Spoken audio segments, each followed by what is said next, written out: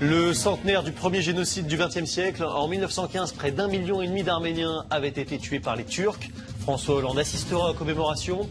Et vous entendrez le témoignage d'une des dernières survivantes. Elle a 103 ans, mais n'a rien oublié.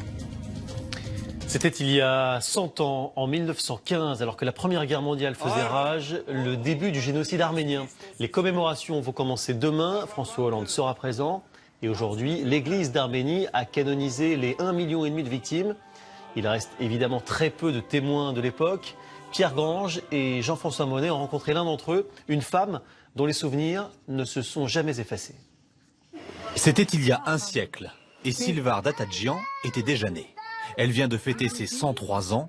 À l'époque, elle en avait donc 3, l'âge aujourd'hui de son arrière-petit-fils. Il y a tant d'Arméniens qui ont été massacrés. Il faut absolument en parler.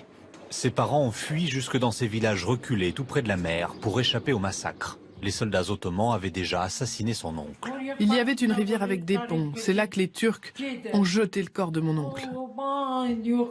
Et les filles qui tombaient d'entre leurs mains, elles étaient violées. Ces Arméniens résistaient comme ils pouvaient. Ils ont fini par être sauvés car ils se trouvaient au bord de la mer. Et au loin, ils ont vu passer un navire de guerre français.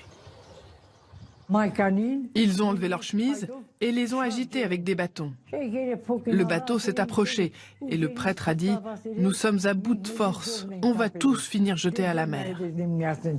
La marine française décide alors de sauver ces 4000 Arméniens.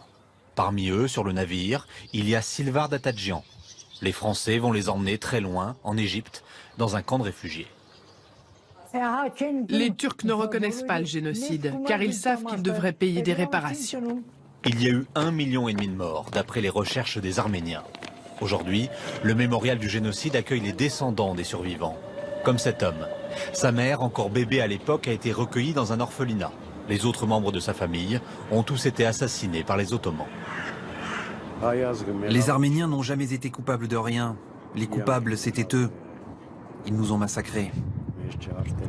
C'était pendant la Première Guerre mondiale, les puissances de l'Entente contre les forces de l'Alliance. L'Empire ottoman, qui allait bientôt devenir la Turquie, se battait contre l'Empire russe. Et les Arméniens, installés dans cette région en noir, sont accusés à tort de pactiser avec les Russes, car ils sont chrétiens. Les Ottomans organisent alors leur déportation. La plupart seront massacrés pendant le voyage. Et après les tueries, ce sont les églises arméniennes qui sont détruites. Seuls quelques manuscrits ont pu être sauvés, comme ces enluminures du XIIIe siècle, désormais protégées en Arménie. On connaît l'histoire d'une femme qui, en se sauvant du génocide, avait emporté un manuscrit, un évangile, qu'elle tenait sous son bras, et sur l'autre bras, elle tenait son enfant.